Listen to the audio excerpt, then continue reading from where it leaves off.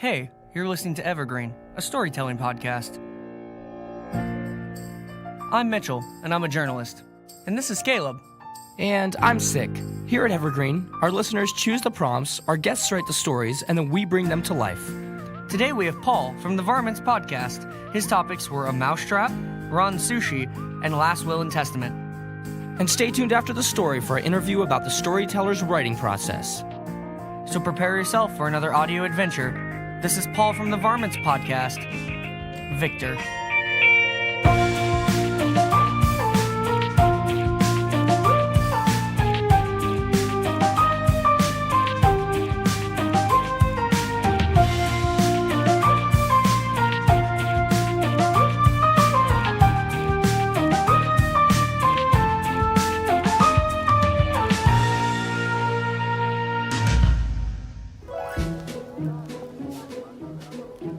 Hello, my name is Victor, I think. It's the name that's tattooed on me. I was born in Pennsylvania a few years ago and I moved to Baltimore shortly after. After hanging around in a hardware store for a while collecting dust, literally, I got picked up and taken to the Lucky Dragon Chinese buffet just off the interstate, and I've been here ever since. Normally I like to hang out right in between the utility sink and the hot water heater. My job here is to kill. It's really the only thing I know how to do. I've done it for, must be 3 or 4 years now, and I do it well. Well, I did it well until a few nights ago. I don't know what my future holds. In case I'm thrown away, I want my story told. By anyone. My story is all I have to leave behind. It's my last will and testament. I'm a small plank of wood with a copper plate attached to a tight copper spring attached to a thick copper bar with some hooks and some loops. I saw a bunch of other fancier traps at the hardware store made out of black plastic. Gosh, some of them even used batteries. The manager likes me. He calls me old school. Nobody really calls me Victor. They just call me the Mousetrap. I think it's kind of funny that I'm called the Mousetrap. I don't really trap, unless by trap you mean break a mouse's neck with the copper bar and hold it there until morning. Yeah, it just comes so naturally to me. It actually feels good. At the end of the night, after everything has been cleared down, they save one piece of sushi just for me. Granted, it's a piece of sushi that has fallen on the floor, has been put in the trash, but they pick it up and gently, very gently, they place it on my plate. They turn the lights out, lock the doors, and in the quiet of the utility room next to the kitchen, I wait. Sometimes for hours, but it's okay. I like it here. Eventually a mouse, usually one I've seen pass by a few times, gets brave and takes a little nibble of the rice, and if they get really brave, my bar comes down, and if everything goes well, I hit him right behind the base of the skull, crushing vertebrae and rupturing spinal cords. Oh, it's great. Sometimes I hit him so hard that my whole body does a flip and a twist in midair and I land upside down. A few seconds of twitching and then peace and quiet. Another job well done. For the rest of the night, the other mice scatter off, but there's really not a whole lot that I can do about them until the next night. Mice, they're a funny bunch. They're really wary of new things on their nightly route, so I'll see the same mice pass by a few nights in a row, giving me the little side eye. Once they get acclimated, that's when I know I've got them. That's why this is my spot. One time a busboy accidentally pushed me behind the water heater with a mop. I didn't see a mouse for 3 nights. I think the only reason anyone found me was because of the smell of the rotting shrimp nigiri on my plate. Now they eventually found me, they put me back into place, and it took another 3 nights before my next kill. Oh, the best. The best is getting a double. You know what a double is? I've only got a few since I've been here, but man, they are great. Every now and then 2 mice will get brave at the same time. They'll start nibbling and bam! 2 mice at the same time. Never even knew what hit them. In the morning, one of the guys will pick me up with a plastic bag and parade me around the kitchen going, "Look at this!" I always feel like a hero when that happens. Sometimes in the quiet I hear snapping from the other side of the kitchen. Is that another mousetrap? wonder what his name is. I wonder if he has a tattoo too. I try to keep up with him, snap for snap. Sometimes I don't hear a snap, and sometimes he doesn't hear mine. Sometimes I get brought out of the utility room and I get set up where I can clamp down on the unsuspecting hand or foot of a busboy. Yeah, that's a lot of fun.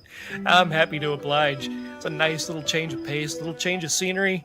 Everyone laughs, and sometimes I get thrown across the room by the person who's I'm clamped on.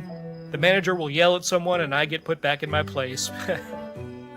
Oh, those were good times. You know, where the water comes into the building, into the water heater, there's a gap just big enough for the mice to come through. That's where they come and go. And I think I'm the only one who sees it. Which is fine. I'm not complaining. I'd rather be a hero than collect dust like I was in the hardware store.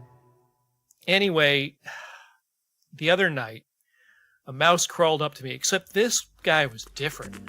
He was way bigger. I mean, way bigger. I'd never seen him before, and unlike the other mice, he just walked right up to me and started eating. A trophy mouse. Man, if I was a hero before, I'll certainly be one now. Be legendary. I was patient. I waited until just the right amount of pressure on my plate, and BAM! Except no broken vertebrae. I hit him, but I guess I didn't hit him hard enough. This thing fought back. He started gnawing on the plank. He bent my bar. I think he did something to the spring, too. He broke free. He crawled a foot or two away, and then he was still. I mean, I got the kill, but gosh, I've never paid for it like this. Things on me don't work right anymore. One of the guys said I was broken. He called that thing a rat, and he said we needed a different trap. Is a rat what a trophy mouse is called? Let me have another crack at that trophy mouse. I want to be the hero again. But they haven't put any sushi on my plate in days. Is this it? What's next? Where do I go now? Look, if you don't hear from me again, every once in a while, just tell my story. Could you do that for me, please? It's all I ask. It's all I have. This is my will. Please, start the story like this. His name was Victor. At least that's what the tattoo said. And he was good at his job. Damn good.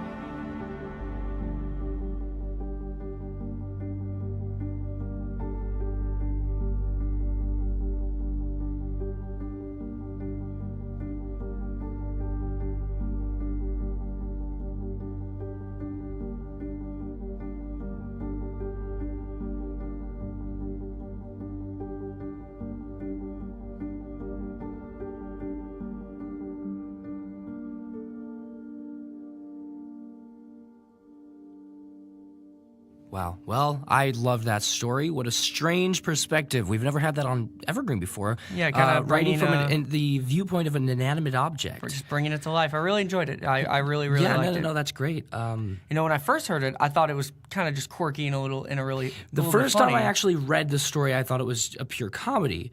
But you actually, you had an interview. I got to sit down with Paul, you had an interview with and I found Paul. out there was quite a bit more behind that interview than It's a lot deeper than it kind of seems, I think. Yeah. So why don't you guys take a little sneak peek at the interview I got to have with Paul from the Varmints Podcast? Yeah. When did you kind of come up with the idea of writing from the perspective of a mousetrap, like of a object? Well, it was... When you gave me the 3 items, I was like, oh boy, this really is a challenge, because, you know, how do I... Do I tell the story from the perspective of a sushi chef? Do I tell the story from the perspective of a mouse? And I'm tossing these ideas around in my head and not really sure how I'm going to make these things work. And then it just kind of occurred to me, like it was one of those shower thoughts where I said, well, you don't have to make the subject of the story a living thing. You can make it an inanimate object, and that might be interesting. Okay, so when writing from a perspective of inanimate object, how much time did you put into trying to think of like a personality for the Mousetrap, because he seems very aloof and kind of he's very, very chill. He seems like he kind of has it together. He kind of knows what he is. Did you tinker at all with maybe making his personality slightly different? Or So when I began writing this story, I was in a really sort of dark, depressed place in my life.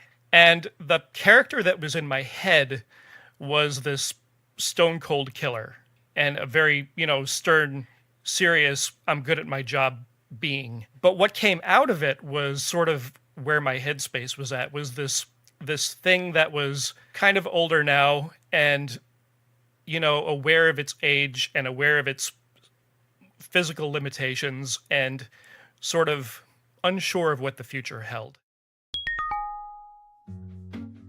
Thank you, Paul, from Varmints Podcast for recording this story for us. It's a lot of fun to have you on. I love it. And all you listeners out there, be sure to go give them a listen. They're doing great stuff, doing a great little. They teach you guys about animals. It's just really, really interesting. And their 100th episode is actually coming up, and he let me know they got a real special guest for it, so it should be good. Yeah, and make sure you guys check them out on all the social media as well. They're really active on there. So that's Varmints Podcast. Check them out.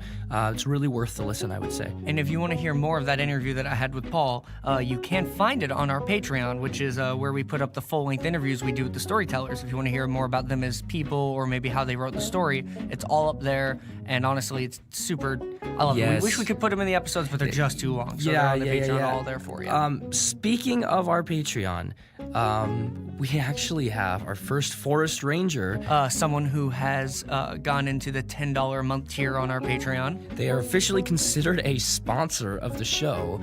We definitely would love to thank Ben Harris for being a faithful listener and also the top contributor to the show right now. So super appreciated. You guys can actually check out this plaque that we have on our website, evergreencast.com, that actually shows the top sponsors, specifically the tier of Forest Ranger on the Patreon. You can see the names of those under the sponsored list. And on the website, you can also find our bank of topics. You can see our story corner that we post daily, as well as all the articles that get posted in Evergreen News.